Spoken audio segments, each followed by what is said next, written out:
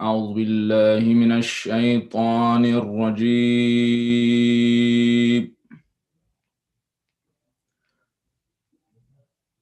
بسم الله الرحمن الرحيم.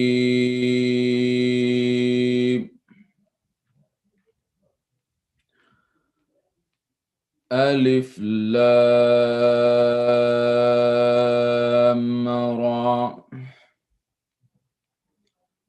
تلك آيات الكتاب المبين.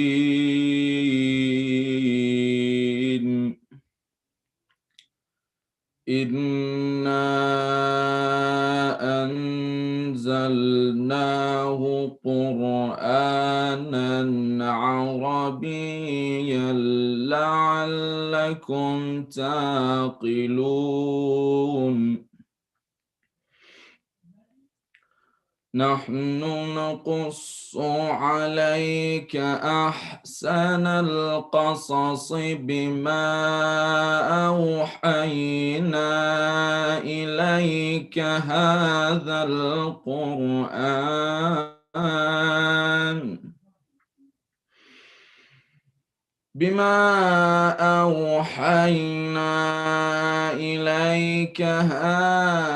القرآن وإن كنت من قبله لمن الغافلين.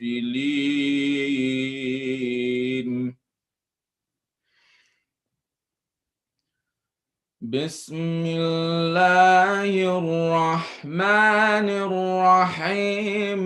ألف لام را، تلك آيات الكتاب المبين. إنا أنزلناه قرآنا عربيا لعلكم تعقلون. نحن نقص عليك أحسن القصص بما أوحينا إليك هذا القرآن وإن كنت من قبله لمن الغافلين. بسم الله الرحمن الرحيم. والشمس وضحاها والقمر إذا تلاها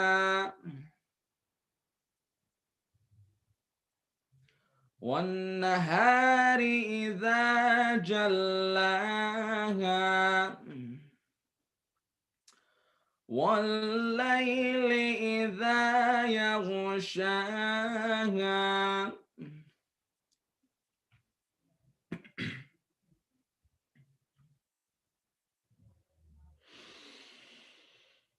والسماء وما بناها والأرض وما طحاها ونفس وما سواها فألهمها فجورها وتقواها.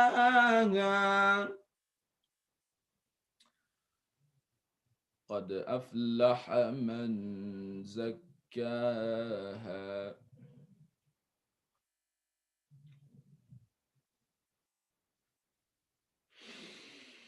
وقد خاب من دساها. كذبت ثمود بطغواها إذ انبعث أشقاها فقال لهم رسول الله ناقة الله وسقياها فكذبوه فعقروها فدمدم عليهم ربهم بذنبهم فسواها ولا يخاف عقباها صدق الله العلي العظيم صلى على محمد وآل محمد.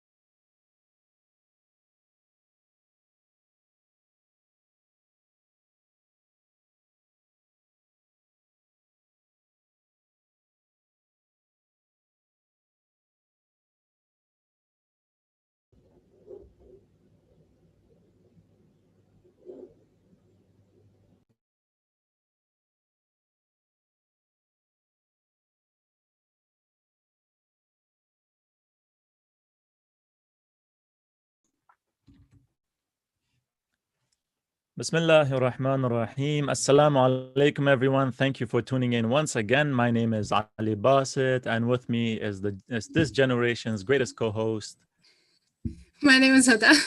Huda Gharib. And you're watching Building Our World, a glimpse into the lives of architects and engineers. As you know, this panel is the seventh in a series of panel sessions hosted by the university or by the Thaqalain Muslim Association at the University of Toronto Scarborough St. George, the University of Toronto Scarborough, and Queen's University. Before we get started, we want to acknowledge that while this event is virtual, we recognize that our universities are situated on lands of the Indigenous nations, specifically the Anishinaabe, the Haudenosaunee, and the Mississaugas of the Credit First Nations. These territories are included in the Dish with One Spoon, Wampum Belt Covenant, an agreement between Indigenous peoples of this land to care for the land and water and take from it only what one needs while leaving enough for others. From a Muslim perspective, this doesn't sound too different from the role assigned to us by God to be guardians of the earth and to not be wasteful, and we hope that everyone can join us in being mindful of the land and water that we all share. Thank you, Sister Huda, for that much needed land acknowledgement. For today's panel, we're excited to welcome to the panel three very, very talented engineers and architects to share with us their journeys, their professions, and to give us a glimpse into their professional life and the joys and challenges they face each day. A warm welcome to Ali Alammar, Sumaiya Karim, and Mohammad Taher. It's always a blessed day when we have such wonderful panelists as we do today. Assalamu alaikum to all of you. How are you doing on this wonderful afternoon? Wa alaikum assalam. Thank you for having us. My pleasure. Wa alaikum assalam, Ali. Wa alaikum assalam. It's a pleasure having you all. Let's get a quick introduction going for each of you, beginning with Brother Ali Alammar. Ali Alammar is the founder of Alammar Architects, which is based in South London, UK, and it integrates property investment, architecture, and construction. They have projects nationally in the UK and internationally, and were recently nominated for the 2021 Building Architectural Awards. Ali received his master's degree in ETSAM in Madrid, specializing in construction and structures, and a one-year scholarship from the Illinois Institute of Technology, where he undertook courses related to tall rise, building structures and construction. He opened his own practice in 2002 and worked on residential and hospitality projects before moving to France for 2 years, where he designed and managed commercial and residential projects. He's also worked on retail projects for brands we're all familiar with, like Zara Group and Adidas, upon returning to the UK. Ali enjoys running, hiking, traveling, and using his skills he's learned over the years for DIY projects, do-it-yourself projects. Now, with all that experience and expertise, I expect Brother Ali, or it's not unexpected for Brother Ali to be building the Empire Tower as a DIY project. Sister Sumaiya Karim, she is a PhD candidate in the Department of Chemical Engineering at Queen's University. She graduated with a BSc in biochemistry from Queen's University in 2016. Queen's University being one of the organizers of this program. Following her bachelor's, she worked in the Department of Family Medicine, focusing on the role of health check tools for the care of patients with development disabilities, acronymically known as DD. Sumaiya returned to academia and is specializing currently in biomedical engineering under the supervision of Dr. Laura Wells. Her current research explores the design of smart polymers for ophthalmic applications and investigating cell material interactions to modulate cell behavior in response to surface modifications. Sister Sumaiya, maybe you can let us know what the difference between smart polymers and not so smart polymers are, or what polymers are in general, so some of us can know what the expertise is really in. Brother Mohammad Taher, oh, sorry. No, sorry, keep going. There will be a Q&A session, and I guess that'll be my first question. Brother Mohammad Taher received his degree from Brunel University and is now an aerospace engineer graduate working one of the busiest airports in the world. You guessed it, Heathrow Airport. I'm not sure if I said that right, but Heathrow Airport. During his career, he worked across various parts of the industry, from redesigning parts of the Heathrow baggage system to improve efficiency, to managing the maintenance of Heathrow's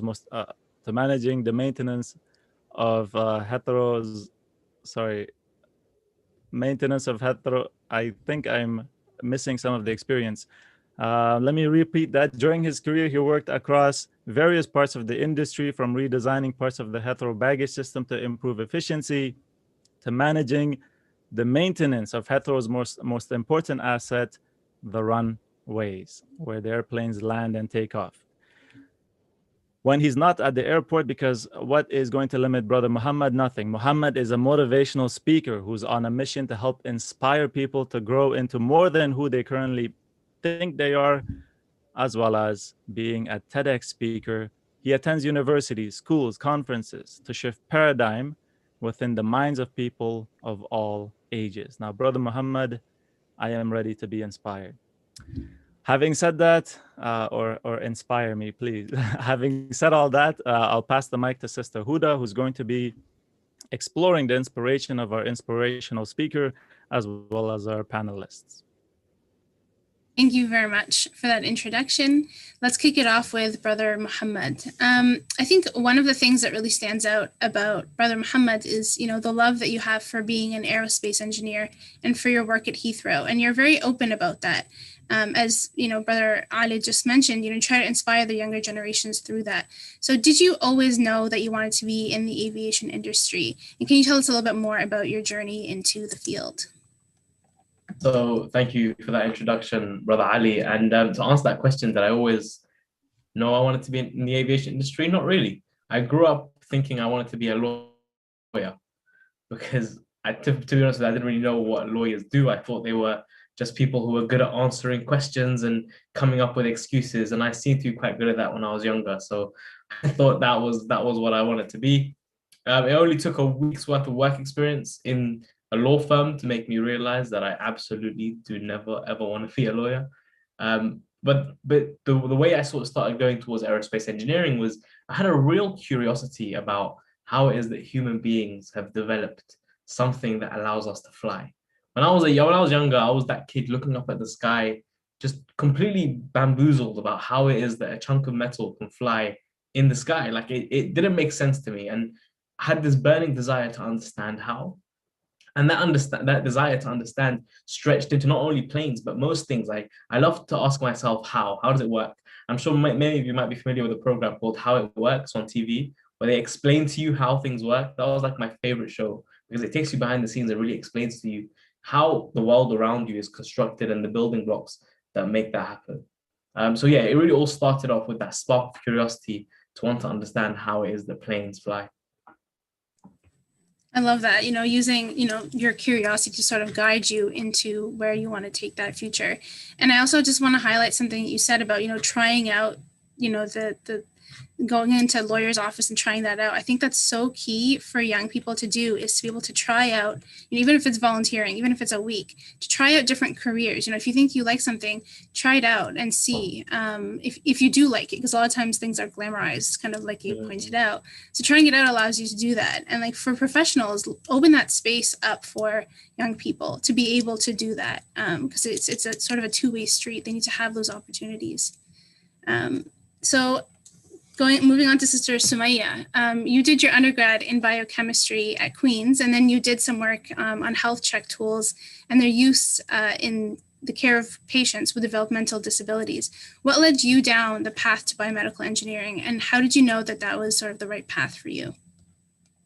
Yeah, thank you, Hada. I think that's a really interesting question that I didn't think about biomedical engineering when I was an undergrad. I didn't really think about it initially when I was working either. I didn't even know this field really existed, to be quite honest. And it, alhamdulillah, I guess it just kind of came up when I was looking into going back into research, into academia, while I was working in family medicine. And I was trying to look for, I guess, the best fit, because I knew I didn't really want to go back to biochemistry. As much as I loved the field of biochemistry, it wasn't the research that I was interested in. And even with family medicine, I learned a lot of really interesting things there, especially how interdisciplinary it is. And that is the aspect that really interested me, is that I wanted to pursue in a subject that was not just, one thing or another, but it was a combination of skills, that go through different subjects. So with biomedical engineering, I had to use a lot of my science expertise for my research. And that's kind of how it came up. I was initially looking into more family medicine, more epidemiology-based research initially. And kind of what came up is someone told me that there's someone at Queen's who is looking for someone with more science-based background, more health science-based background, but in biomedical engineering and chemical engineering. And so I had met up with my now supervisor, and she had, the way that she talked about the project, it sounded so, not just so interesting, but just the fact that not only would I need my science skills, but also just I would be developing all of these other skills that you need within engineering, things like troubleshooting, things like analysis that I didn't really have as much exposure to. And so combining all of those things, that's kind of what led me to this path. I was just so interested in this research, and I'm now doing my PhD in it. Yeah, and I think talking to different people, to sort of that networking aspect is so important for actually knowing what's out there. Because a lot of times things are hidden until you talk to people about it. So I think that's a really great thing to highlight. And Brother Ali, moving on to you, mashallah, you have a lot of impressive projects under your belt. And you've not only worked on retail properties for a whole host of big name brands, but you've also designed residential properties. So can you tell us what drew you into choosing architecture as a career? Assalamu alaikum to everyone. First of all, thank you, Brother Ali, for the introduction. Thank you, Sister Huda. Well, in my case, the story goes long ago. We were living in Morocco at the time, and my parents, they were in a different country because we were supposed to be moving out. And I remember I was 5 years old, and we were like only my brother, my sisters, and I.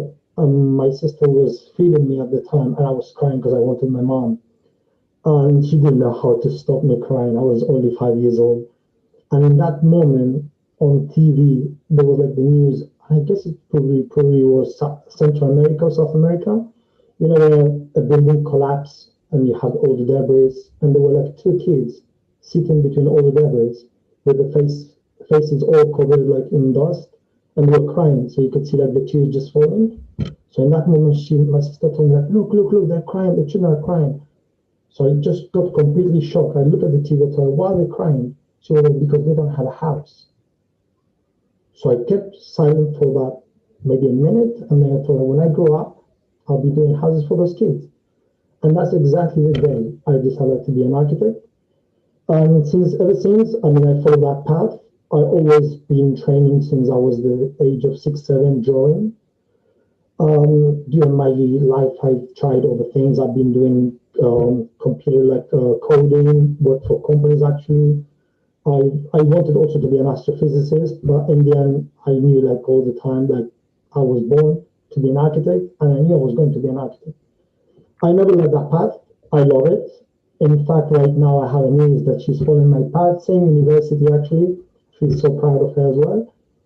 And one thing I would say, like, I mean, that's always because my idea of career, it's always been related to kind of a sociology, basically. Always thinking about like helping others. Actually, in fact, I work several times doing volunteering to help people, children and stuff like this. And one thing that I will also encourage to whoever, like when you follow your path, is just you need to know perfectly what you want. Just don't do something just for the sake of going for it. Always think about, I want this, and there is a reason for it. The reason I'm saying it is because even when I was studying at university, I suffered, as Muslims that we're talking. In my first, and especially in my second year, I had actually a professor that he literally looked at me the first day of class and he told me, you, while the time you've been Muslim, you will never be an architect. Nowadays, I proved that man was wrong. Rest in peace, the man is already, he passed away, actually this year, from coronavirus, sadly.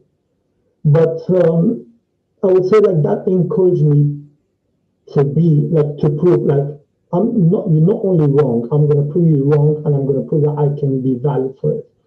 And the second thing is like, don't allow anybody to tell you that you're not good for something. Just, you need to fight for it and always keep fighting no matter what. And you will achieve, like we all achieve.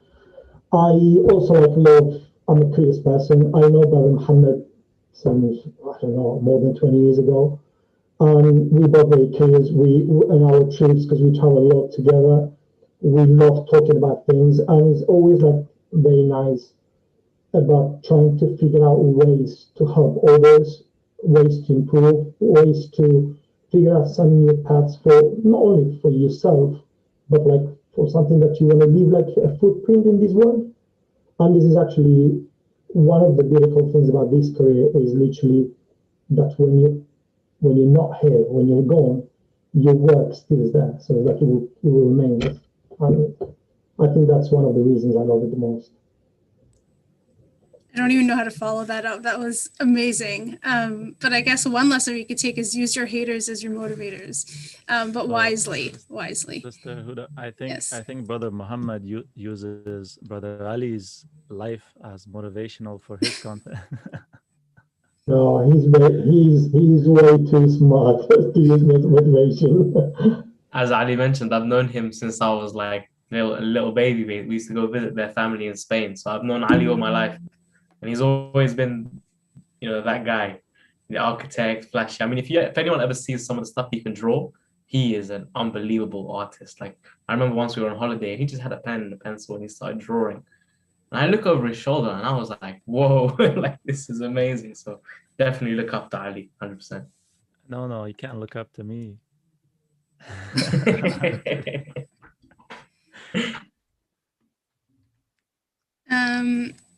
Let's move on to the next session. Still thinking about what you said, especially your your experience as a child. I think that's amazing that you still remember that, and that's what guided you towards where you are now. But to Sister Sumaiya, I remember when you first described your graduate research to me a few years ago, I was really, really interested in the project, but I also was like super intrigued, that the designing and the testing of something like lenses that we place in the back of our eye is done by engineers, albeit biomedical engineers, but still engineers.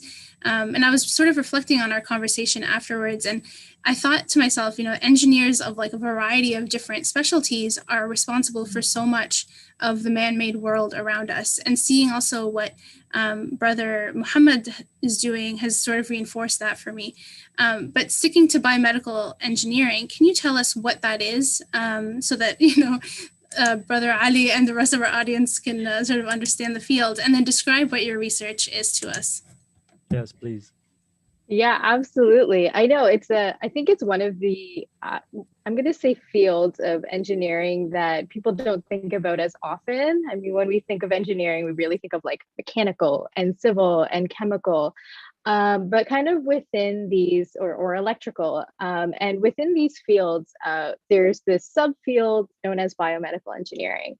And so what it is, so anything, any device that you think of when you think of health. So like pacemakers or prosthetics, or artificial lenses, which I work on. All of these are biomedical devices. And so biomedical engineering just entails like the analysis, the design, the evaluation of these kinds of devices.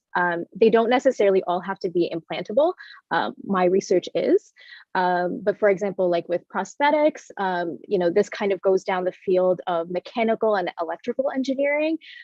These obviously are for the outer parts of our body, and these are still considered to be biomedical devices. So any sort of aspect of these devices entails you need a biomedical engineer to pursue this to go down this route. And so my research in particular, I'm interested in the lens of the eye. So I think most people are really familiar with cataract surgery. It's arguably one of the most widely performed surgeries in North America. It's really easy to do as well. Most patients who go in for a surgery leave the day of. A lot of people aren't as familiar with the post-surgical complications that can happen. So what cataract surgery really entails is that the natural lens gets kind of cloudy. So the proteins and the cells that make up these lenses, they can kind of change in behavior as we age. And so there's really no regenerative or reversal process of this quite yet. The only treatment of it is getting completely rid of this lens and then inputting an artificial one. And so Brother Ali had mentioned, I'm not sure what polymers are, but these artificial lenses are essentially made of plastic, either silicone based or like acrylic based. So these are just carbon-carbon chains, long carbon-carbon chains. So they're essentially just plastic. And so the natural lens gets taken out, a artificial lens gets put in, we call them IOLs. And what happens is ideally most patients get through this surgery completely fine. But what can happen with some people is the cells that are left behind can change in behavior and cause more cloudiness and more protein aggregates. And so the treatments for these complications can be quite expensive. So what we want to do is essentially play around with materials to try to prevent these complications, essentially. So there's a lot of suggested theory that the type of material that's being used, or the type of material as well as the design of these lenses can influence those cells. So what we're doing in the lab is essentially playing around with different materials, modifying them with certain molecules. And that's kind of where the smart polymer comes in. We can use molecules that have different forms based on how or which depending on what kind of light they're exposed to. So we can make a very dynamic surface. And the really neat thing about this is ideally if this kind of material is used in a person's, is used for a person, you could in theory shine a little bit of light at a specific wavelength, and the surface changes form. And so what that has the potential of doing is modulating some of the cells that are there to perform different behaviors, to either adhere or de-adhere, or to release certain proteins, but not other proteins. So a lot of our research is very exploratory with these kinds of molecules. And so if you go back to that picture for 1 second, Huda.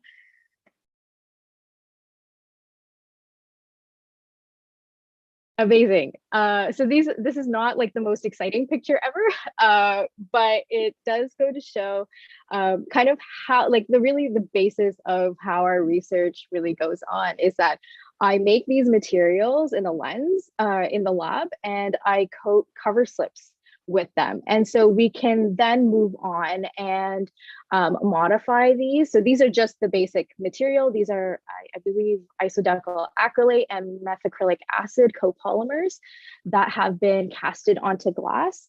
And so we can take these and we can modify them using wet chemistry, and then we can essentially throw cells on them that we're interested in and see how the cells behave and perform specific experiments to see certain properties of those cells.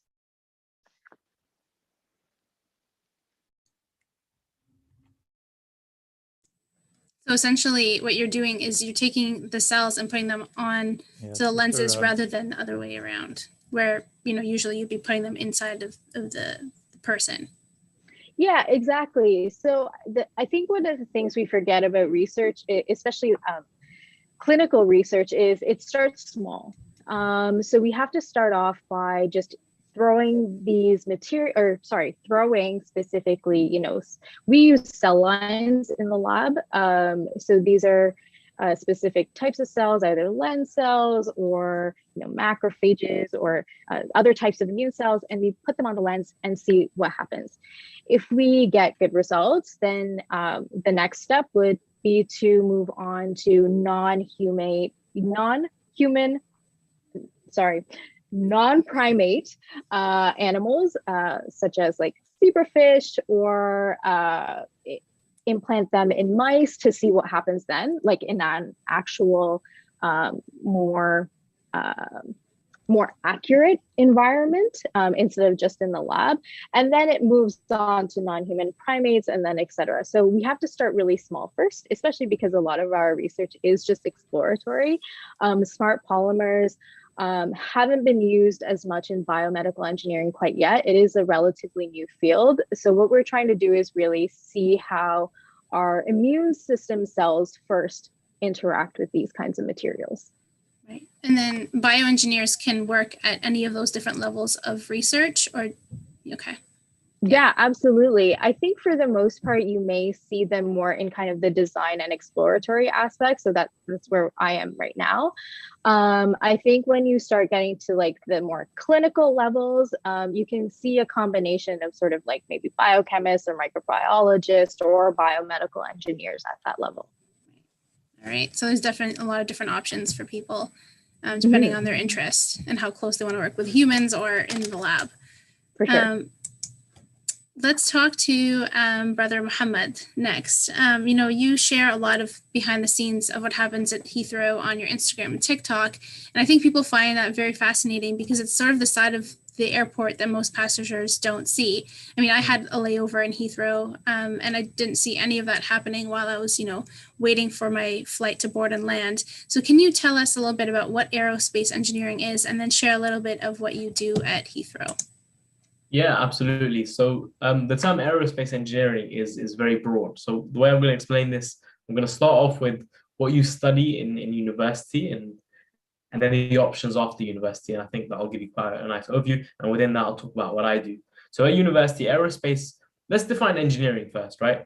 Personally, I like to define engineering as understanding something to the point where you can start to solve problems within it. So Sister Sumaiya understands the human eye, proteins, polymers, and then within that space, she understands the factors to the point where she can start making decisions to be able to solve problems. All these complications that come post-surgery, how can we solve that problem? If you look at probably hundreds of years ago, somebody needs to cross a river and they don't know how to cross a river. Well, you build a bridge. That's a civil engineer. When it comes to aerospace engineering, is, well, how can I get from here to Canada in the fastest way possible?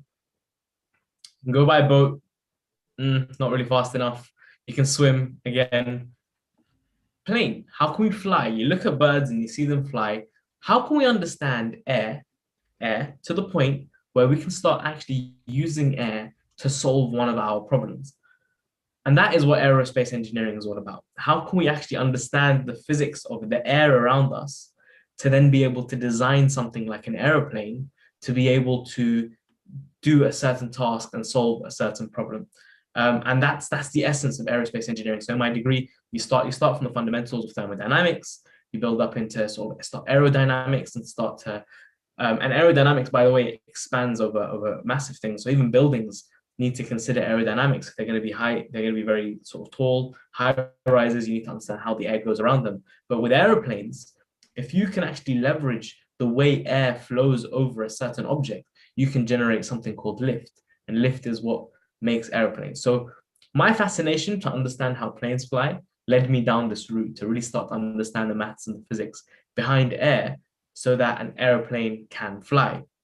Now, once you graduate, you get hit with so many different options. They say engineers are probably some of the most hireable people because their skills are so transferable. Like, I'll give you an example. One of my friends currently designs ejector seats for fighter jets at a company called Martin Baker. So most of the fighter jets that you see around the world, the ejector seats that come out, he designs those. One of them went into finance.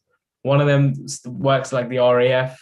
And there's so many different things that you can use aerospace engineering because it teaches you how to understand something and then be able to solve a problem within it. Now, coming more closer to home, more closer to Heathrow Airport, every single time any of you want to travel through an airport, you're going to need to get from your car, your taxi, wherever it is, through the building and onto the plane. And you want to do that in the most efficient and effective way possible. Now, it may seem very simple. You know what? I just give them my bag and I go through the terminal and I expect my plane to be there and I expect to get on nice and smoothly and then take off. But what my job as an engineer at the airport, I've actually moved away from the aeroplane and looked at more about the airport itself. The airport is there to solve the problem of how can we get a human being onto the plane in the most efficient way possible. And that's what my job is. So part of the engineering graduate program at Heathrow Airport, which is a 2-year program that I'm coming towards the end of now, I get to go from one department to another to explore all the different behind the scenes of how do we use engineering to solve that problem. And I'm going to give you 2 brief examples. The first one is when you're about to fly and you have your bag and you hand it over to the baggage system, people at the check-in, and then they just press a button and then the conveyor belt starts moving and your bag disappears into the distance. There's a whole world behind the scenes that actually needs to take your bag, scan it, identify it, and then move it automatically through a whole system to be able to get it onto the other side. Now, when you introduce complications like that, you're going to have problems. You're going to have a lot of problems. And my job as an engineer in that space is to be able to try and solve some of those problems. So one of the simple problems that we have is if a bag is traveling on a conveyor belt like this and it needs to go through an X-ray machine, when it's stood up straight like that, it actually can't fit through the X-ray machine. So us engineers need to figure out how can we take a bag from being stood up like this to being laying flat just like that. And that was one of the problems that I was trying to solve. So what I did is I designed like a little speed bump that sits underneath the conveyor belt. So as the bag comes over, if you're ever in a car and you go over a speed bump too quickly, what happens? It's like the whole thing shakes, right? That's called an angular velocity. So you induce an angular velocity on the object. Well, putting a speed bumper underneath that was actually able to tip the bags over. Problem, used physics, used maths, used the understanding of the world, solve the problem. It's as simple as that. Another problem that we have is, so I looked after the runway lights as part of my graduate program as well. And when I'm on the runway lights, when a plane comes down to land, and it has all these big bulky tires full of rubber and they scrape against the floor on the runway, they leave behind a thick layer of rubber on the lights.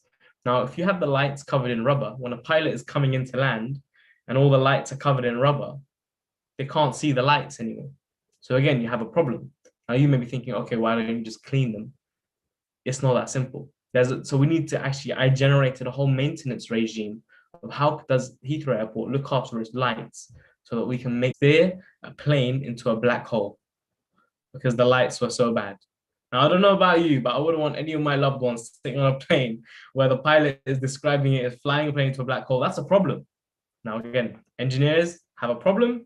They understand all the different constraints that problem sits within, and then they use their mind to try and solve that problem and overcome that problem. That problem can either come in the form of a plane and actually designing a plane, or it can come in the form of a plane's about to crash, we need to get the person out, design an ejector seat, or it can come in the form of we need to get a passenger from this side of the airport to this side of the airport in the most efficient way possible, design an efficient airport. So all these different problems the world's going to face. And the beauty of engineering is the world's never going to run out of problems. So they're always going to need people. And especially with SpaceX around the corner and all these, Virgin Galactic and all these like space-orientated companies, the aerospace industry is only getting bigger. And yeah, that's sort of an overview of the world of aerospace. And it includes the sort of slice of what I do at Heathrow Airport as part of that. That's amazing. But honestly, that sounds like a passenger's nightmare, what you just described. But for anyone interested out there in Ontario who wants to do aerospace, there is a program at Ryerson, and they do have a co-op. So there's an option for you there. But why don't we give you a little visual about what Brother Mohammed was just describing with the luggage system. So you set it up nicely, but I'll just say that I think it's ITV did a documentary and has been doing like a documentary series on Heathrow Airport. And I think they sort of like tracked your experience with testing out the luggage system. So I'm going to share my screen and play that little video. I think it'll be great visualization for everyone.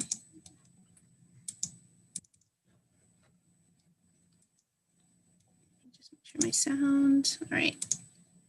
Today, Heathrow. Are you guys able to hear that? Yeah. Okay, perfect. Need to process 150,000 pieces of departing luggage. And before making its way to the correct plane, each bag is sorted and screened for security by a sophisticated automated handling system.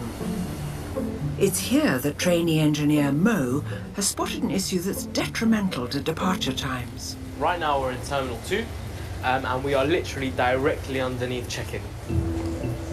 Now if you check your bag and it literally disappears behind a curtain, that curtain leads to a hoist. The hoist brings the bags down and it spits them out onto what we call a collector belt. When a bag is approaching an X-ray, if it's stood upright, then it won't fit through the X-ray machine, so that sends off an alarm. Someone has to come down, push it over, and then it goes through the X-ray machine. That wastes precious minutes. To remedy the problem, Heathrow installed a piece of kit under the conveyor belts, aptly named a baggage toppler. So as the bags get checked in and they swing round here, they encounter this speed bump. It just gives it that rocking motion, and that rocking motion will tip it over.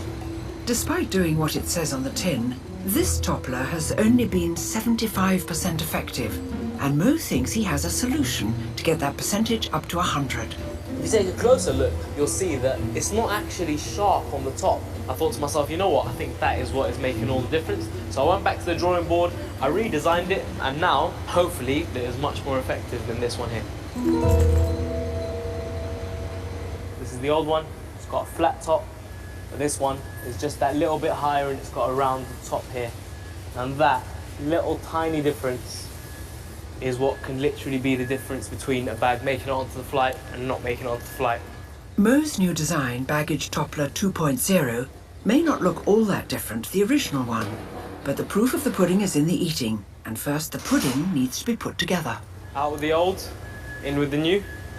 To make a successful toppler, you will need the following ingredients: 50 kilograms of hard metal, 2 handymen. How you doing, you alright? Yeah, good.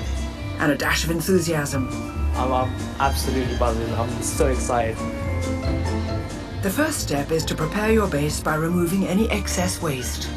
HA1, no way. I live in HA0, it's basically my neighbour.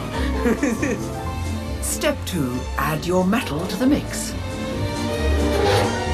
Step 3, dish out a good dollop of drilling.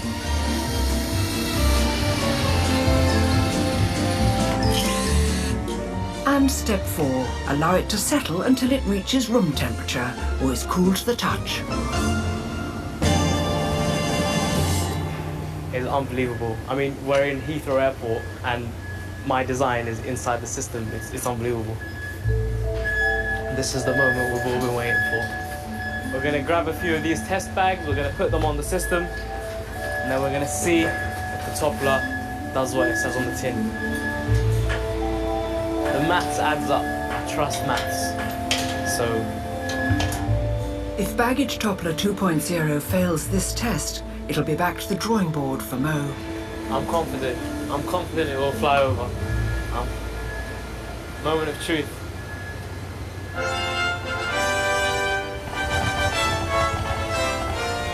All right, here it comes. Yes! And to prove the first one wasn't a fluke... All right, let's go. There you go. Perfect. It looks like baggage toppler 2.0 is here to stay. This one so far is doing 100%. That's more bags on planes. That's more happy passengers. I'm so happy. I can't wait to put this in every terminal now. In the world. In the world. Every airport will know.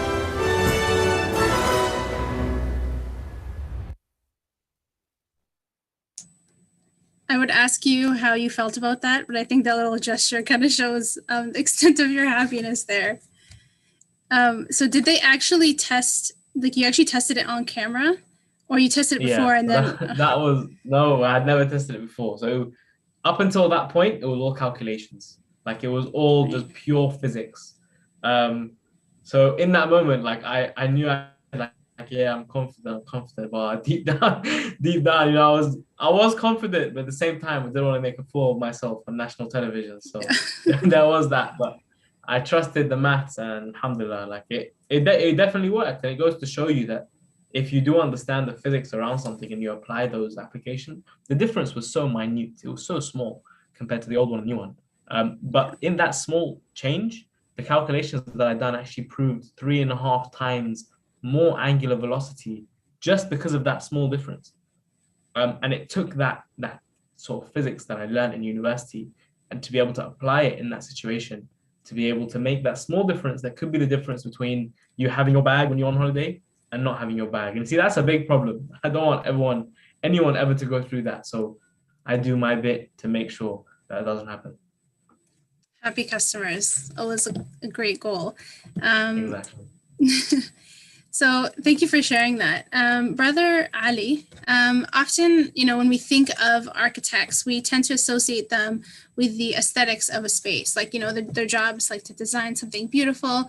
But in reality, the job of an architect doesn't end, you know, at the design stage.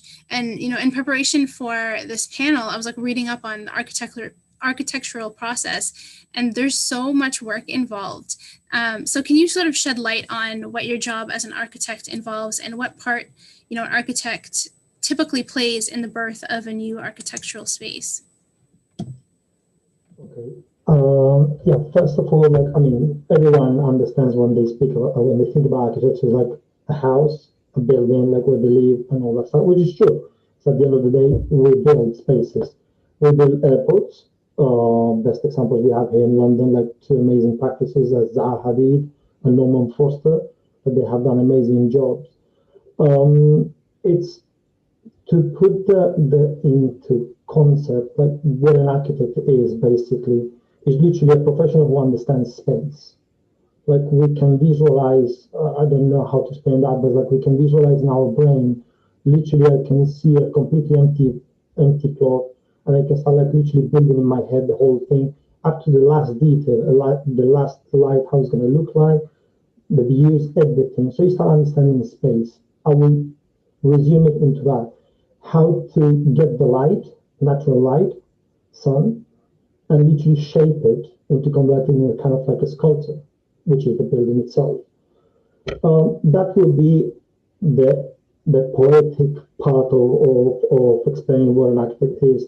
I mean, if we get back in time, we would say like human beings since the first day basically they have tried to cover themselves from rain, from cold weather, hot weather, whatever. So they started probably like in caves and things like that. They gradually started evolution started going to better and better constructions.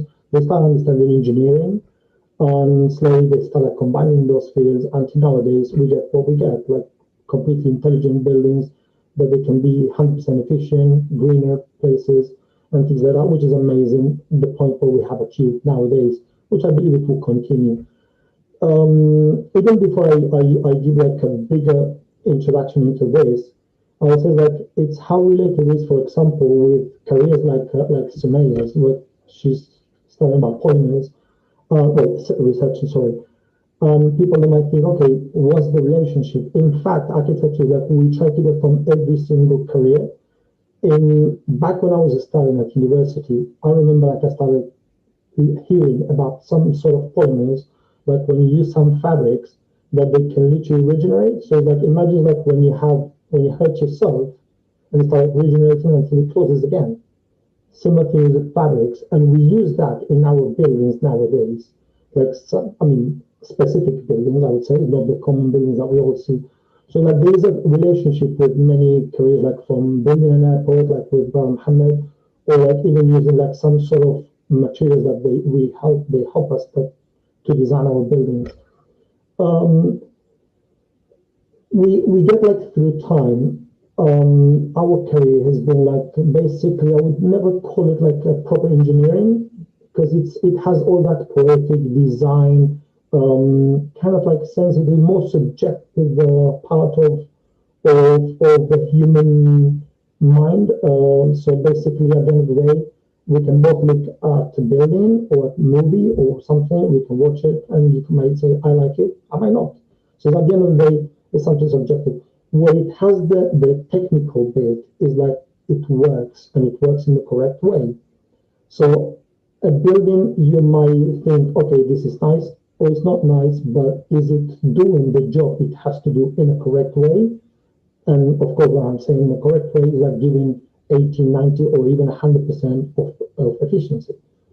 So we have had like many people around history that you probably all have heard, like from people from Leonardo da Vinci, like they have done an amazing job. They were like experts in so many fields. And that will get me back to Sister Sumaiya in a moment. Or like to more modern eras, like what we have tried to understand, like with all these growth in population all around the world, which is getting out of control, I would say. We need to redesign and re-understand the whole part of how we live, because it's like we are literally taking so much resources from land, and it's not possible to be originating everything, to the point that we need to understand a better way. Global warming, it's climate change, all those things they affect. And one of the parts that it affects the most is literally architecture, because at the end of the day, it's not just building the house, it's literally building cities. We are changing completely the shape of our Mother Earth. So one of the beauties of this career, like, I mean, it's from the moment you start, like, I'll speak like the way we started, like I started in Spain, as you know, and I had like some 1 year scholarship I obtained like from IIT in Chicago. So from the moment you start like understanding how to project your ideas. That's the first thing. Then you combine it with technical bits as understanding structures, how to build them, materials, and then put all those together just to get like a final result, which is what you see normally in any street. I guess there's no need to say like every time you travel, you see architecture all around you. Is something that is very common with visit buildings, museums, stuff like that. It's literally all around us, from parks to basically anything you can imagine is all around you. Like at the end of the day, is some sort of design which is related to architects. to make people understand how this career works, I will try to use what we call the RIBA, which is the Royal Institute of British Architects stages, which is basically you start, I'm going to try to summarize it quickly, which is you start from the concept design. Once you start talking to your client or organization or whoever, they want something. They will ask you, I'm right now, currently, I'm working on a mosque project. I'm building a mosque. So you start from understanding what they want, because yes, you can understand it's a mosque, but what exactly do you want on that building? Just a place to worship and pray? Or do you need to have like classes where they can teach? Or maybe they have meetings, gathering like during Ramadan, whatever. So you understand what they need. Then you need to understand the place where you're doing that. You just can't come and just like, okay, I'm just putting my design there, like I don't care about the rest. No, you have to integrate it. It has to mimic, it has to be empathetic with the whole environment that with all surrounding. Once you get that, because of course we can get from building a house to, I don't know, any research center, you need to understand what do they do. So the second part is what we call literally the research. You get a project, your client tells you like, okay, good to go with you, I want you to do my project. So you literally have to go through the entire process, and sometimes you don't even have the time, so you have to do a lot of extra hours. This is one of the worst things in our career. You end up not sleeping, basically. You end up doing research about understanding what you need to build. You need to understand how it works. For example, I'm going to put the example of the airport. Yes, you need to access the building, but then, as Brother Mohammed was explaining, you need to go with baggage and like going from one place to another, like securities, where people they go, I don't know, like the store, like the different shops, like sitting areas, people for smoking, how to transport from one place to another. So you need to understand the whole thing. So you need to do a lot of research and understand every single bit of that building before you start like literally going into your paper. Sketching is the next process. You start like literally getting with the ideas from either like you get them from previous designers, architects, to coming with completely new ideas on your own. I use, for example, myself, I love different parts of history, which is I love the Roman Empire, the Islamic Empire. I love also the Middle Age. I love, for example, use a lot the humanism, like with the Renaissance. These are, I would say, like the 4 parts of history where I use all my ideas to start like getting, and of course, like then to start building up, and then I combine them with modern architecture, basically, just to try to give it that touch that is more contemporary. Once you have all that, you go to the computer. And here is like something that again relates to my colleagues.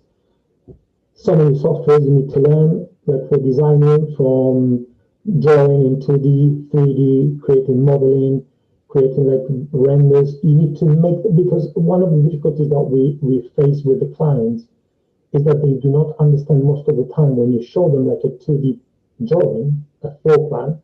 Some of them, they look at you like, okay, so what is this, Chinese or what is it? Sorry, not trying to be. So it's kind of like you need to explain it in a different way. So sometimes by sketching, that's why you need to have a very good hand drawing.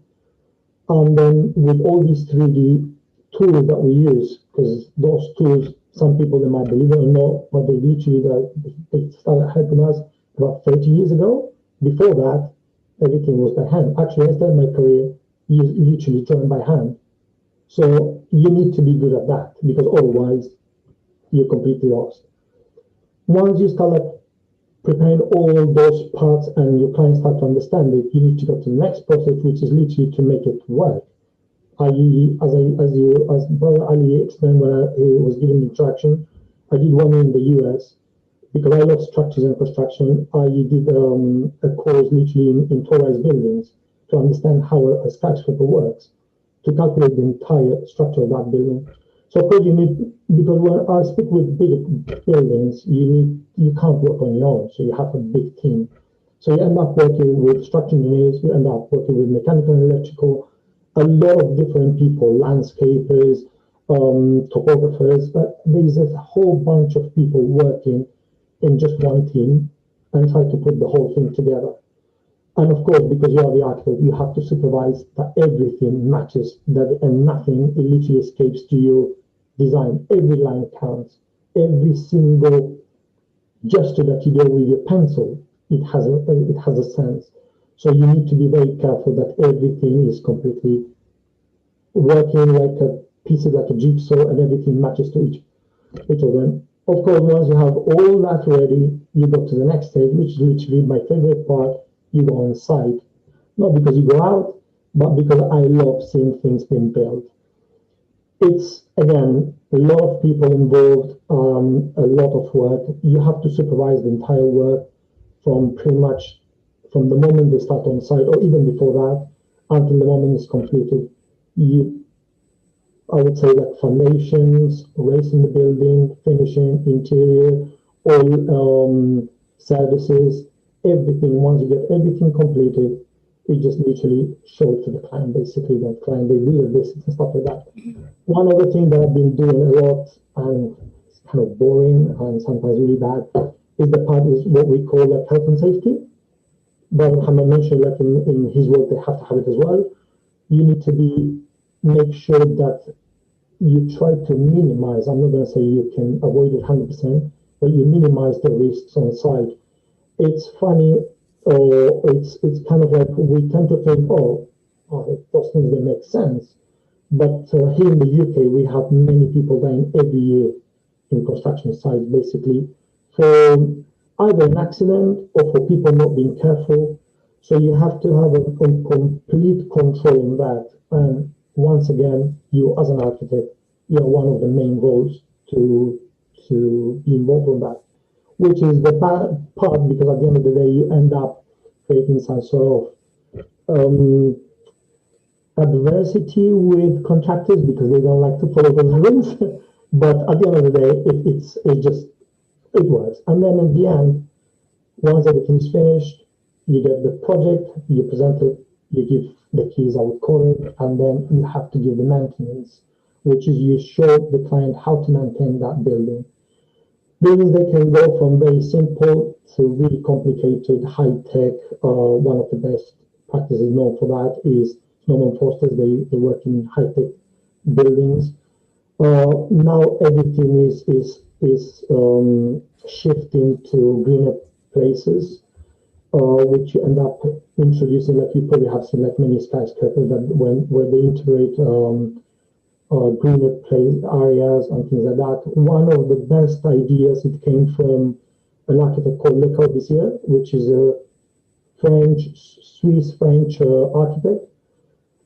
He started like with ideas from buildings, like where he integrates all those things into the building, and I'm talking about the 1920s. So it's 100 years after we started doing those things.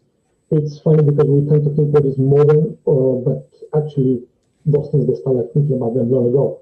Or we have a better example in Iraq, the Hanging Gardens, which that was like thousands of years ago. Or a beautiful example is the Alhambra in Granada in Spain. It combines architecture, design, and all green spaces, landscaping. It's completely in perfect harmony. Whoever is never visited, it's what I personally call that it's heaven on earth. Yep. For me, that building is heaven on earth. So I recommend that. Basically, that would be kind of like summarizing what architecture is.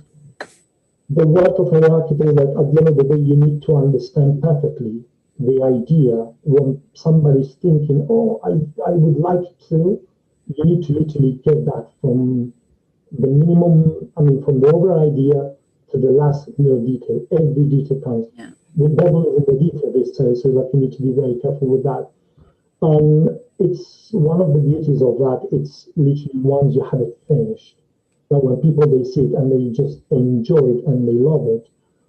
But you, in your head, you have that from the first minute you start thinking about it, which for you is just a transition from what you thought to what they see. Yeah. And I think it's that kind of like an overall I didn't send you anything, but if you want, I can share some pictures if you want. If you allow me to share my screen or something. Yes, for sure, we can do that. It's a quick project. We could do that quickly. Yeah, there's. I'm gonna share screen too. I'm just gonna show you something really quick. This is a store we did. This is a store that is a nationwide store. Like they called the client, they wanted to make a change on this store. I'm just gonna go through the, not explaining too much. Did you share it already? Oh yeah, sorry. Yeah, because we're not seeing it. There you go. Yeah, that's good. Yeah. Okay, sorry. The store is a city called Guildford, like southwest of London. The store was trading in High Street. The client, they wanted like H&M Group, which is a Swedish company. They wanted to change this. It was very dark, very old, and it wasn't look very nice. That's the cashier. And they wanted to give it like kind of sort of more modern, more kind of warm feeling, so that the client, they can enjoy a different sort of trading.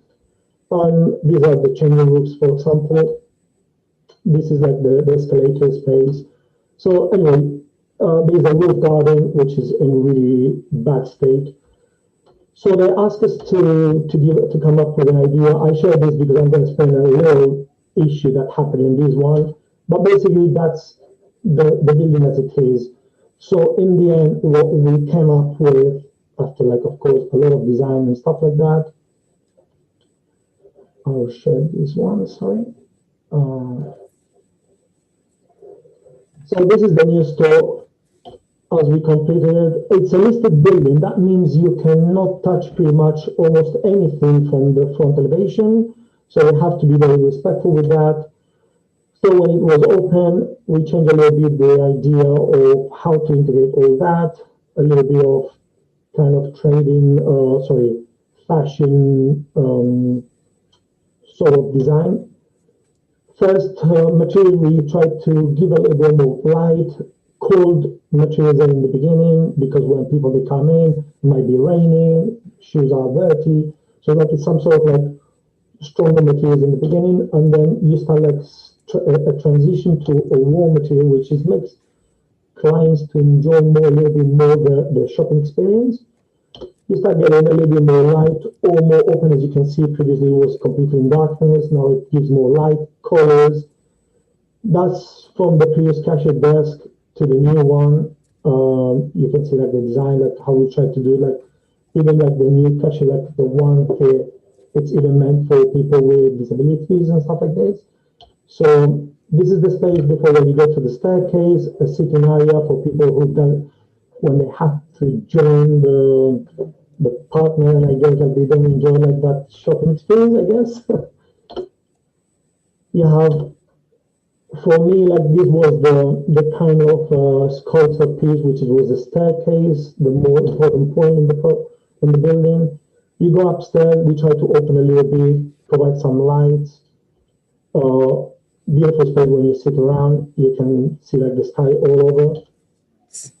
Shop again. This is the changing room, which you have seen like the previous one, completely white, no sitting space.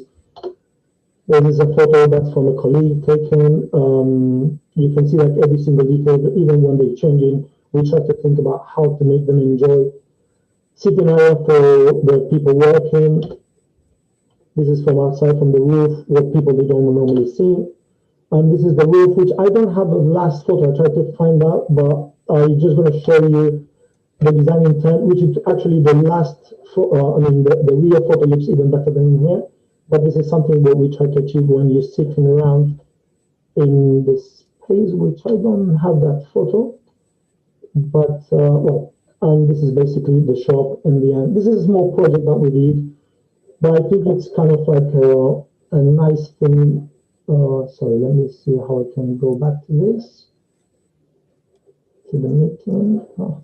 If you move your mouse a little bit towards the top of your screen, a little sort of tab will move down and it says stop share. There we go. There you go. Thank you so much. Thank you so much for that summary. I think one of the things that was really highlighted was the importance of safety. You know, it's not just something you go in, you design without thinking about the general safety of your design and of the people and the community that you're essentially building in. But I'll move it to Brother Ali Basit to take you through the joys and challenges, inshallah. Yes, inshallah. One of those pictures I showed like a patio kind of chair with a little desk inside the store, right? It looks like a good place to take a cup of tea while you're waiting for your mom to finish shopping for her clothes. I think that's a good solution for that. But Brother Ali, you mentioned some of the boring parts of your work, or you labeled them boring. But I'm sure there's much joyous parts and much challenges that you face. So as you described, you know, you've been involved in a variety of different projects and in multiple countries around the world. And you've been at this for over 15 years now, mashallah.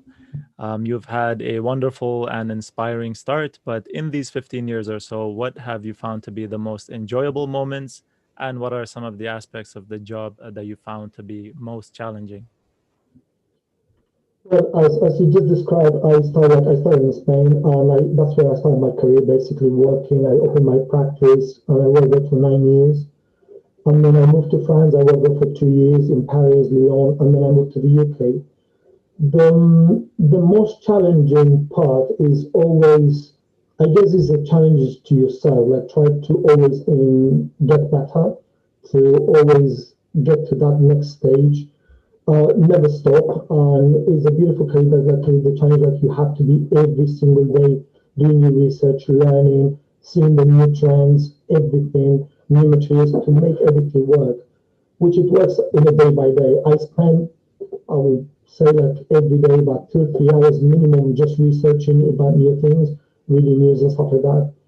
The most beautiful part is when you see your work completed. I think I love my career.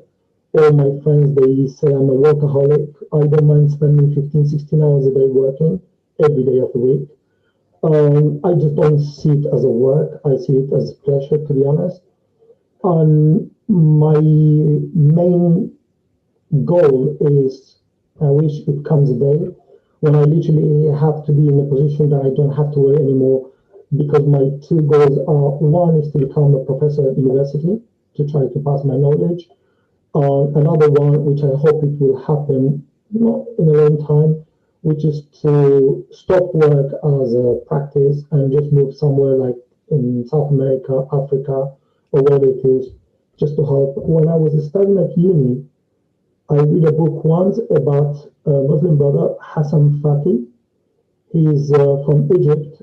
He had a book called Architecture for the Poor. He inspired me actually to do this, although I had it already in mind because I done a lot of volunteering, but try to think. But that guy like really helped me to know where I wanted to go. The man was a student of architecture. His family, very rich family, very good connections with ambassadors, with ministers and stuff like that. So he could just become like an architect working for really rich people. And instead of doing that, he left everything.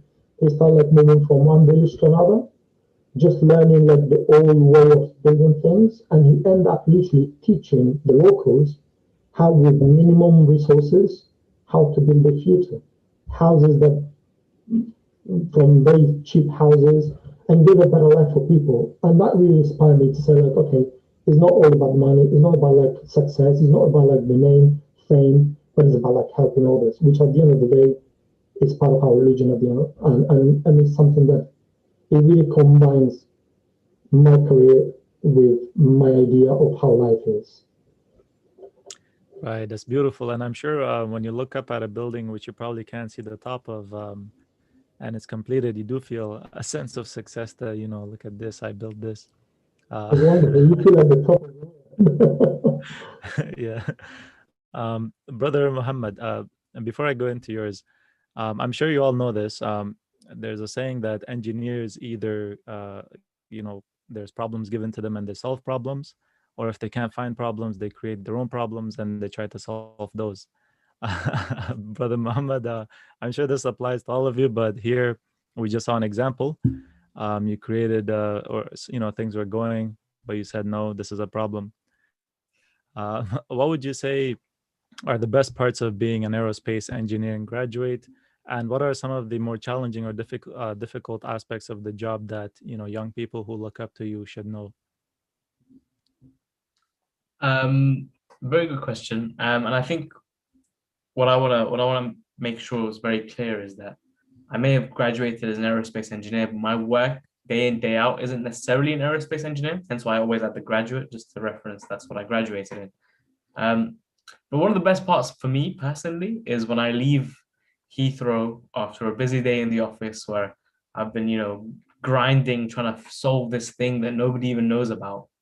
And I walk out and I see people in the arrivals hall hugging each other, kissing each other. People haven't seen each other for months. The fact that I can facilitate for somebody to see a loved one, to travel the world, experience something new. I'm a massive fan of traveling. I love to travel the world, and I see airports as a gateway to do that. We wouldn't be able to really explore this world that Allah has put us on if we didn't have the beauty of airports to be able to just go and like 3-4 hours later you're in a completely different universe, like you're in a different world immersed in a different culture. And I love that, and I love being able to provide that for people. So that's what I enjoy about being an engineer, specifically at the airport, because I really feel part of that journey. Even though they don't know I exist, they don't know the work that I do, I know that I've added to that journey. And that's what I really enjoy about my job. One of the challenges that I've realized that I never really got given the heads up about when I was still a student is that when you have an amazing idea up in your head, it doesn't matter how good the idea is. If you can't articulate that to the human beings that you work with, then it's meaningless. And it's actually the human beings at work and how you interact with those human beings that dictates how successful you are as an engineer, or just you fall flat on your face. And that's that. When I started to learn more about the human interaction and how human beings operate and the importance of getting that message across in the right way, I started to realize that actually the real problem, you mentioned like come up with their own problems. For me personally, now I find that the biggest problem that our society faces is the people problem. It's human beings. People don't know how to, first of all, they don't understand themselves. Second of all, they can't then express that to the people around them in a way where they can work together and synergize. So I've noticed that working at an airport, there's almost 75,000 people that work at an airport. And some places, the communication isn't as great as it could be. And that produces real problems.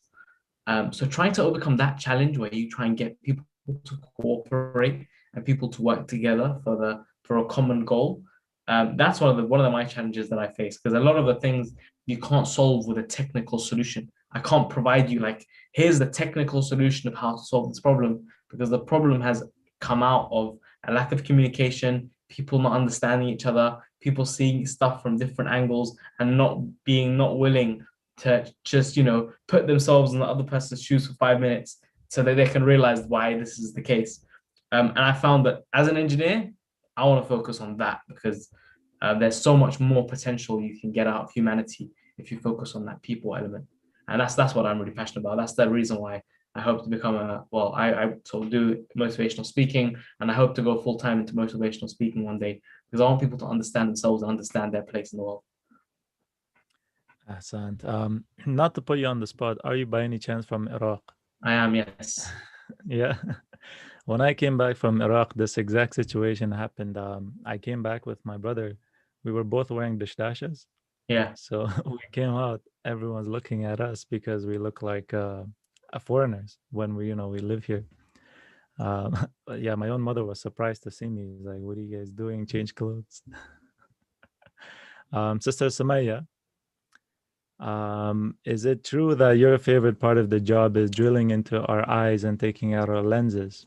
I have never done that. I've never done that. So what have been the joys and difficulties for you doing research in biomedical engineering, and what advice would you give to young women and girls looking to enter this field, or maybe the field of engineering in general, about what to expect in terms of ups and downs of this path?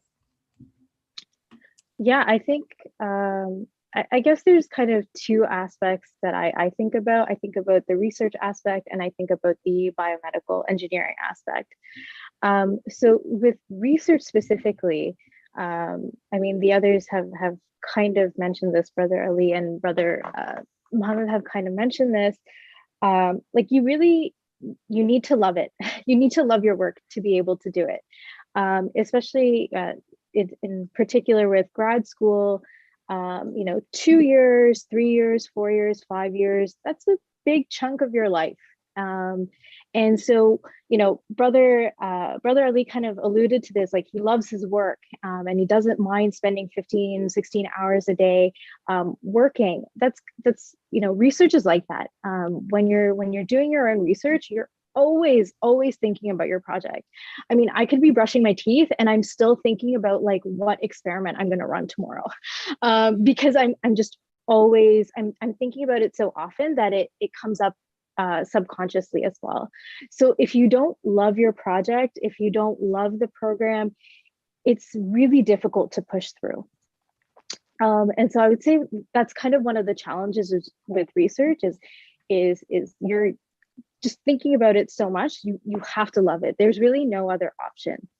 Or you have to be motivated enough for, whatever your next step is to be able to push through it.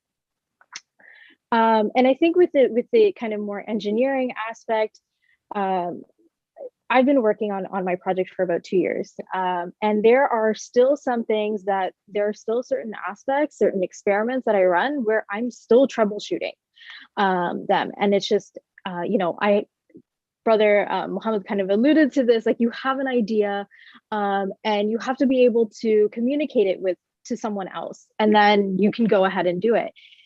Sometimes they still don't work out, no matter how good of an idea it is. And, you think you have all of the theory and you think you've read all of the literature, but when you go to do the actual experiment, it still doesn't work.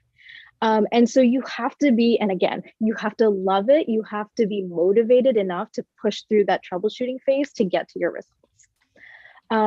And so that's kind of both. It can be an enjoyable process as well. I think it is for a lot of engineers, because you create those problems and you want to work through them and you want to get to that end result.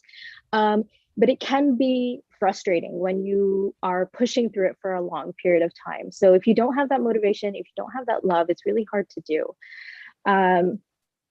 I think some of the joys of it though, and that can be a joy as well, is also just for me, like I really enjoy going into the lab. I like being able to do these experiments. I like being able to make my materials, see my materials. I like looking under a microscope and seeing cells. Those are some of the joys for me with this particular research that I don't think I necessarily had in my when I was working in family medicine, when I was doing biochemistry as well. And this was one of the aspects that really drove me here, is all of it just feels really cool and enjoyable for me. I like being able to see like the end results, where it's a lot harder to see that in some of the other fields that I was working in previously. It's engineering is definitely not the best. I'm not sure what the best way to say this is, but I mean, I do go to, I'm doing my research at Queen's University. We typically do see fewer women in these engineering programs.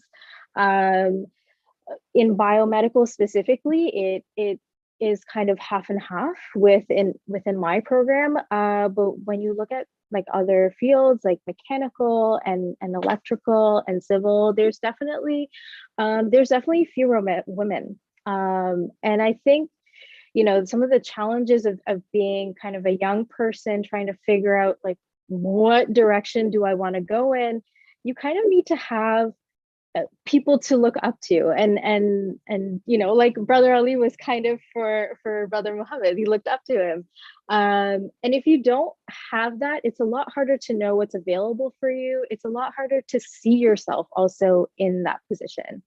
I mentioned earlier, like I didn't know biomedical engineering existed when I was younger and trying to figure out what path I wanted to take. Initially, I was thinking I wanted to go into medicine. And so I pursued kind of more of that health science aspect in my undergrad.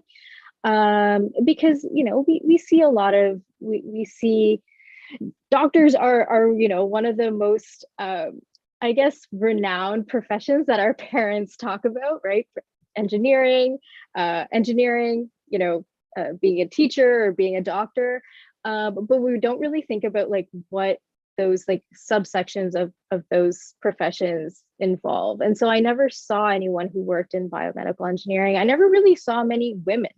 And I grew up in Kingston, which is a smaller town. So I never really saw other women also working in engineering, and didn't really think of it as an option at that time.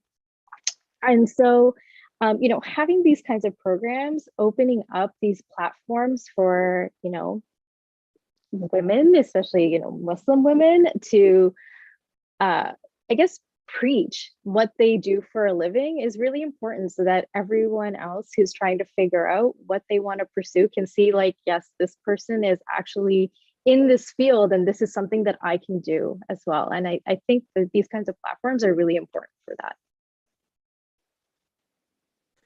Right. So what I'm hearing is, well, the last one that you missed was lawyers.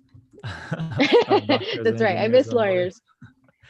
Yeah. So what I'm hearing. Can I add to that for just something quickly? Yeah, please. Sumaiya, I completely agree with what you said regarding, like, if you don't have somebody to look up to, then how can you chase that? When I was growing up, when I told people that I wanted to go into the field of aerospace, people told me I'll never get a job because my name is Mohammed, I'm a Muslim. Like, who gets it? And 9/11 just happened. Like, what are you talking about? And this is what people like my family and friends were saying. So now that I'm here, the reason why I try and share as much as I do on social media and on TikTok and Instagram and all that is because there are real like kids out there, 16, 17, 18-year-olds, who, unless they see somebody they can look up to, like you mentioned, then they'll never see it as an option. So now that we are in these positions that we are, I feel like we have a social responsibility to reach out, to show people that we exist, show people the work that we do.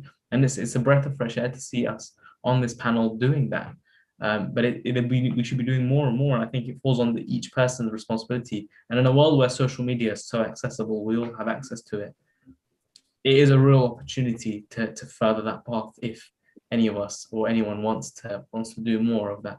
So, you know, just as much as I agree, I also think we can do a lot more. Truly, I agree. I know a pilot who his name is not Muhammad, but he's a Muslim. Same kind of things that he heard, and alhamdulillah, he ended up taking skydivers up there to jump off. So nice. I guess it worked out for him. It's gonna inshallah work out for you. And I was hoping we could see some of your TikToks later. See what they're about. Yeah, I mean, check it out. It's this. I've got my @ in my name. If anybody wants to check out, I think the TikTok is just _official at the end. I started it 3 weeks ago. I think we're at 16,000 followers or something ridiculous. It's very popular with the younger generation. Because it's something that nobody sees, and I think TikTok is good for that, showing those weird and wonderful things. Inshallah. So yeah, let's go ahead to Sister Huda, who's going to be exploring how Islam acts as a motivator behind each of your careers. Yeah, and thank you for that. We do have an audience question about your experience, Brother Muhammad, as a Muslim in the airport, but we'll get to that in a second. So I think like there are some professions, you know, where the connection between Islam, where their connection to Islam rather is clear. You know, we have the doctor whose job is very humanitarian, the teacher who passes on the knowledge. You know, we have judges who uphold justice. But with fields like engineering and architecture, that connection is sometimes harder to make. But that connection is definitely there. And I think we've sort of touched on it a little bit here and there. But we'd like to hear more explicitly what you guys, how you guys sort of see that connection between Islam and your profession. And maybe we can start with Brother Muhammad here, if you'd like to go first. Yes, absolutely. Very quick, specific example, just because I'm conscious of time. As part of my role, with that project that we all saw, with the bags going over the topla. When people hand their bag over at the airport, that's an amana, like straight up. There's no other way to put it. They've just given you an amana. We all know how much emphasis Islam puts on an amana, and getting that amana from A to B and handing it over to the other person in the same way that they gave it to you. If your bag gets lost in the system as a result of the system not working efficiently, then we haven't upheld that amana that we were meant to uphold. And with that in mind, I do my job to make sure that I can uphold the amana, so that people who give us their bags in the beginning arrive to their destination and that bag goes back to them. So that's a very simple example, but it then, it extrapolates to health and safety on airplanes. When you wave your mother goodbye at an airport, that is also an amana. You've given your mother or your father to us as an amana, and we need to make sure that they can get on that plane safely up in the air and then down again as an amana. So just simply from the amana perspective, that's how I view my career as an engineer and what drives me to look at it from an Islamic perspective. It's very beautiful, and I really like that connection. I'm also very conscious of time, so I'll move on to Sister Sumaiya. How do you see that connection between Islam and your profession? Yeah, I think so. You mentioned earlier about with doctors, for example, and especially I think related with the health field, it's very obvious, you want to help people. And that's kind of where the connection comes in. But for me, I think what's more important for me is just the knowledge and translation of knowledge and passing on the knowledge to the next generation. I love learning, and we know that is part of our iman as well, is putting faith in our knowledge and always trying to become more knowledgeable as well. And so for me, I really enjoy learning, and that is how I connect with my faith. I really enjoy passing on my knowledge. So what I do over the summers is usually I teach biology and biochemistry to students who are pursuing medicine. And I think of it in a way that hopefully my knowledge makes them more knowledgeable to become better doctors. And so I am hopefully also getting that swab, that amana from passing on that knowledge.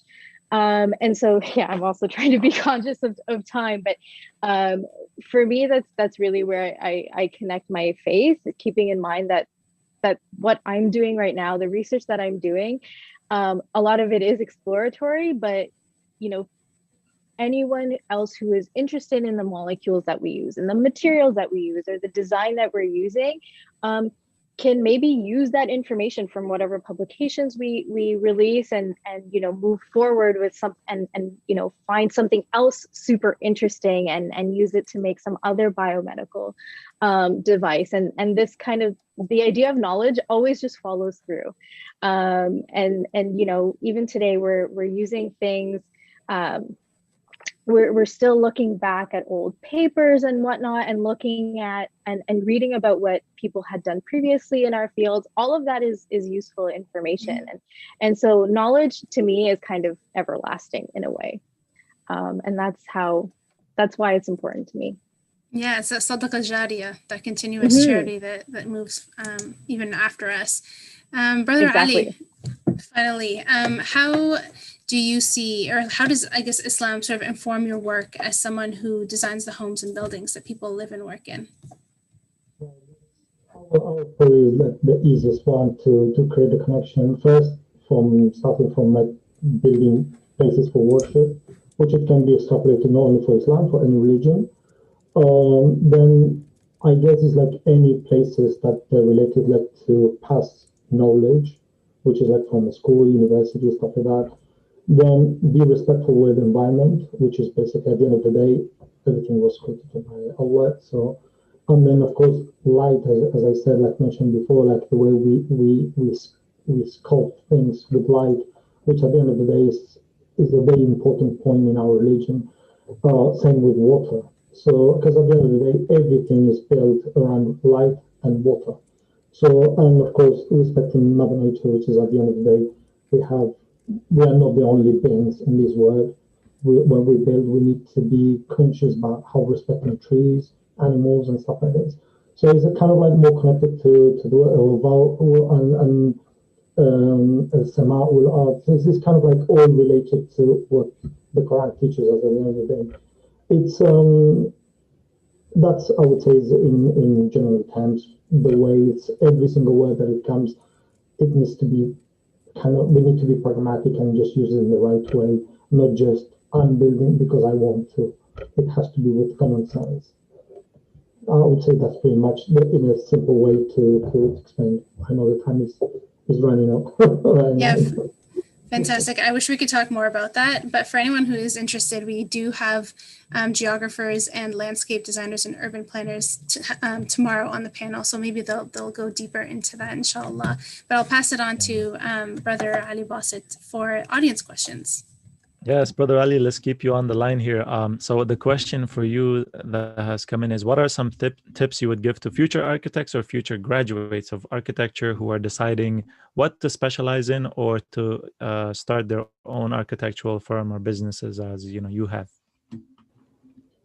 Okay, that was about like some sort of wisdom that I wanted to give, which I think I can reply to that with this. Number one, it's, I think I mentioned before, whatever you do it with passion. If you don't love it, just leave it. It can be as an architect or any other career. If you're not going to do it with love or passion, just leave it to someone else who will do it better. It will be better for you and for whoever is receiving the work. Second, this is going to sound a little bit shocking for us, but it was a beautiful comment that I got from a teacher at university after class. He was he was a professor in structures. We were discussing something, and he told me, like, can we talk like in more informal way? And he was like, as an architect, you're allowed to demolish any building, even the Kaaba. And he knows I'm a Muslim. So I was like, I look at him like, what are you saying? He was, but there's always one condition. Whatever you're going to do it better. If not, leave things as they are.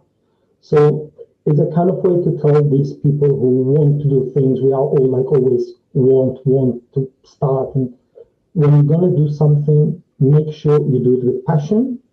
And second, you put your effort to do it right. It's not just like, oh, I have an idea. I have thrown to the bin many ideas in just one project.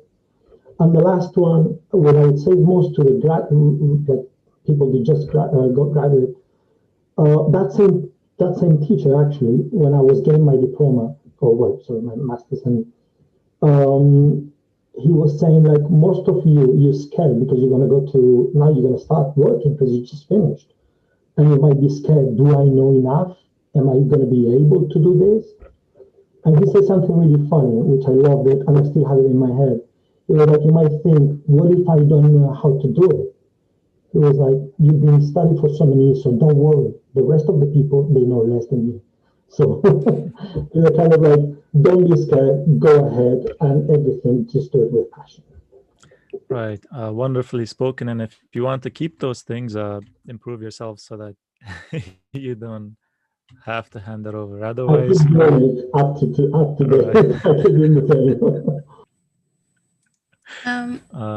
yeah.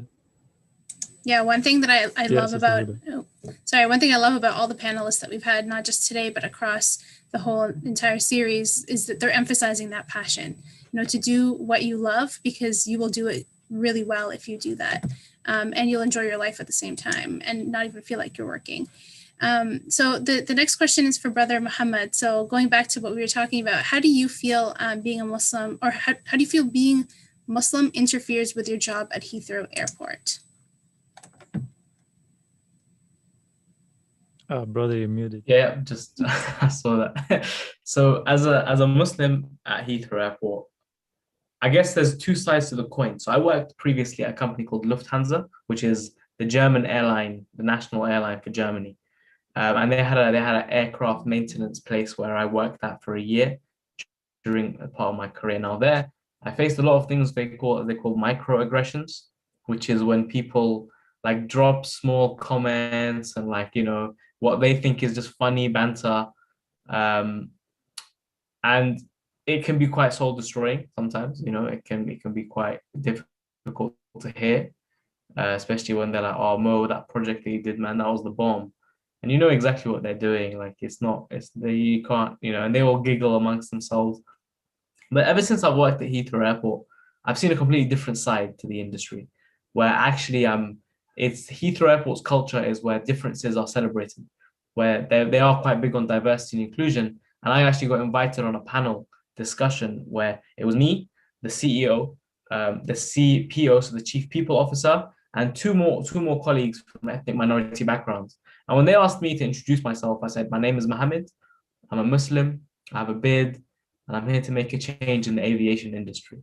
So I actually take the opposite approach now, where I tell them upfront to their face, my name is Mohammed, I'm a Muslim, and whether you like it or not, I'm here to make a change. This is who I am. And I'm very proud. I wave the flag up high, because if I'm not going to do it, then nobody else is. I'm trying to change the perception of what they believe a Muslim is by my actions. So the hadith from Imam al-Baqir, I believe, which is like kunu du'atan lana, like you be examples, not with your words, but with your actions. So I'm trying to be that example where when they think Muslim, they think Muhammad, and when they think Muhammad, they think, wow, that's a good guy, and he's a good guy. And actually, I've found that now in recent times, diversity and inclusion is on every single company's agenda. Like every single big firm has got diversity and inclusion on their agenda.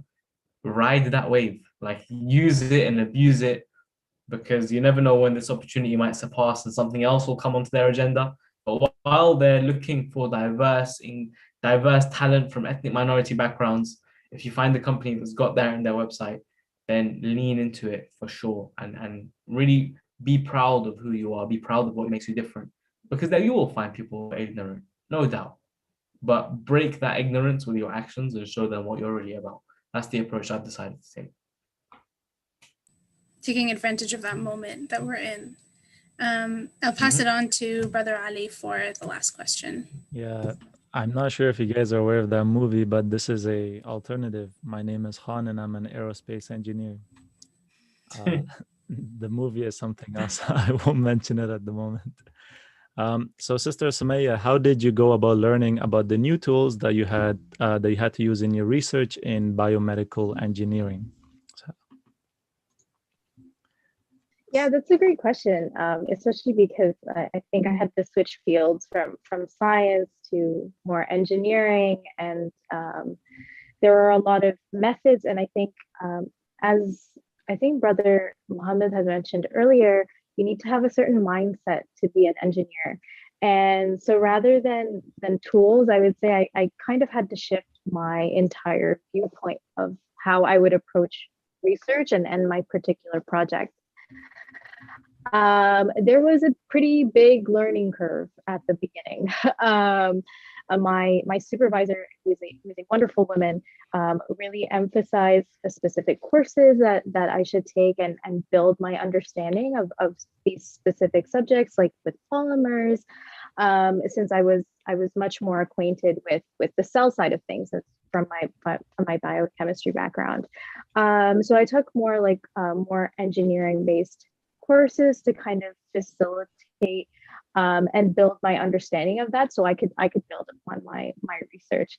And I think that's especially a wonderful question, just kind of a little segue of how important, if you do choose to go into research, how important it is to find the right group, the right university, the right project, the right supervisor, because those individual things can also make or break your experience. If you don't love your project, and this was mentioned quite a few times, it's going to be harder for you. And if you love it, then you're just going to have a great time. It's going to be so much more enjoyable for you. If you have a good supervisor, again, a good supervisor for me personally is between are they a good mentor or not? And so if they can kind of guide you through the process of research and of beginning kind of I guess a new experience for a lot of people, then they're a good mentor, they're a good supervisor, and those I think can be a little bit harder to find.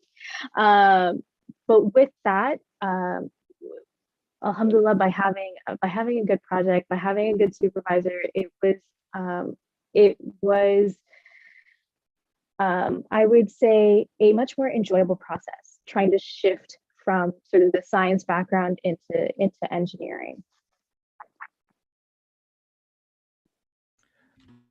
Ahsan, Jazakallah. And with that answer, once again, we are at the saddest part of the program, and it breaks my heart to have to say goodbye to the company of such experienced and knowledgeable and heartwarming trio.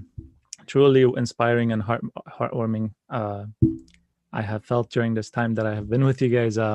Thank you so much to our wonderful panelists for joining us today and sharing your valuable and invaluable experiences and knowledge.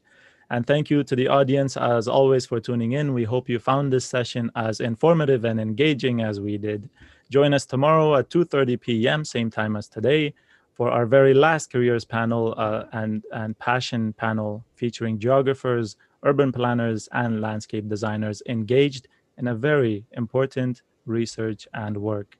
As always, don't forget to check out our Instagram page at Career Panel, where we post all the information you need to know about our upcoming panels, as well as amazing coffee and tea tutorials and recipes by Sarah's Kitchen, made especially for this event, as well as tea recipes by